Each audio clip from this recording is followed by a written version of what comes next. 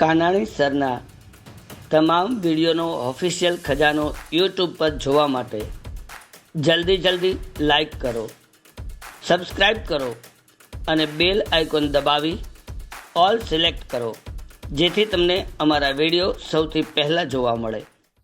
નમસ્કાર. આપણે આજે સરદારના બીજો ગુણ એટલે ત્વરિત નિર્ણય શક્તિ વિશે મારે વાત કરવી છે. સરદાર સાહેબમાં ત્વરિત નિર્ણય શક્તિની ગજબની શક્તિ હતી. એનું એક ઉદાહરણ એટલે શ્રીનગરનું નજીકનું મહુરા વીજ સ્ટેશન હતું. એના ઉપર આઝાદી મળી એ સમય તરત પાકિસ્તાને ભાડુતી સૈનિકો દ્વારા આક્રમણ કરાવ્યું ને મહુરા સ્ટેશનને ડાયનામાઇટથી ઉડાડી દેવામાં આવ્યું. શ્રીનગર અને એના આજુબાજુનો જે કંઈ વીજ પુરવઠો મળતો હતો એ બંધ થઈ ગયો, અંધારપટ છવાઈ ગયો. અને એ વખતના કાશ્મીરના મહારાજા હરિસિંહજી પોતે શ્રીનગરમાં હતા. અચાનક થયેલા હુમલાથી એમણે વિચાર્યું કે હવે મારે જીવ બચાવવા માટે અહીંથી નીકળી જવું જોઈએ અને પોતાની સાથે પોતાના થોડાક જે કે નજીકના વ્યક્તિઓ અને પોતાની ગાડીમાં જેટલો ટ્રકની અંદર જેટલો સામાન જે કંઈ ઝવેરાત લઈ શકાય એ લઈ અને સીધા જમ્મુ પહોંચી ગયા. મહારાજા હરિસિંહજીની ઈચ્છા એવી હતી કે પોતે ભારત કે પાકિસ્તાન બંનેમાંથી એક પણ સાથે ન જોડાય અને કાશ્મીરને સ્વતંત્ર રાખવું. પરંતુ અચાનક થયેલા હુમલાથી પોતે હવે ભારત સાથે જોડાણ કરવા માગતા હતા અને એના માટે એમણે કાશ્મીરના એ વખતના દિવાન મેહરચંદ મહાજનને દિલ્હી મોકલ્યા.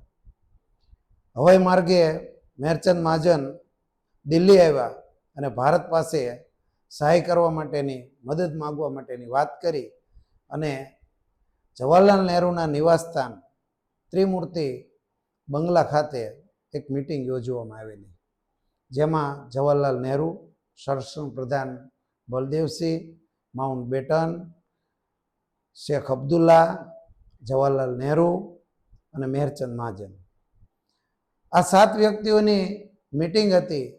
અને એ વખતે મિટિંગમાં મેહરચંદ મહાજને પોતે શ્રીનગરની પરિસ્થિતિ અંગેની વાત કરી અને એને બચાવવા માટે ભારત તાત્કાલિક અમને લશ્કરી મદદ કરે એવી વાત કરી. ત્યારે જવાહરલાલ નહેરુ બોલી ઉઠ્યા કે તમે કહો એમ ઘડીના 6ઠા ભાગમાં લશ્કર મોકલવું શક્ય નથી.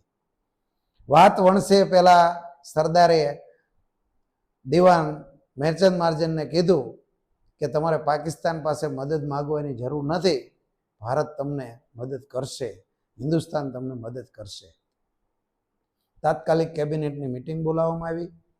મિટિંગમાં નિર્ણય લેવામાં આવે, ચર્ચાઓ થઈ અને એ વખતના માર્શલ માણેકશા એ પણ હાજર હતા.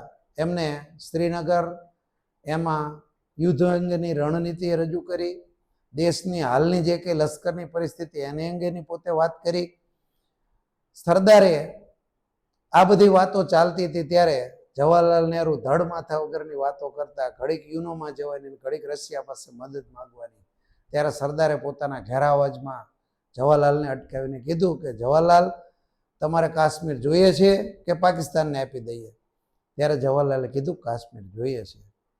સરદારે કીધું તો લશ્કરને હુકમ કરો અને કાગળમાં સહી કરો. માણેક સામે જોઈ અને સરદારે કીધું કે જાઓ, તમને ઓર્ડર મળી ગયો અને લશ્કરને પૂરેપૂરી જે કંઈ જરૂરિયાત હશે તે પૂરી પાડવામાં આવશે. ત્વરિત નિર્ણય શક્તિના લીધે આજે શ્રીનગર છે એ ભારત સાથે જોડાયેલું છે અને કાશ્મીર આપણું બચી ગયું. તે સરદારની ત્વરિત નિર્ણય શક્તિને આભારી છે.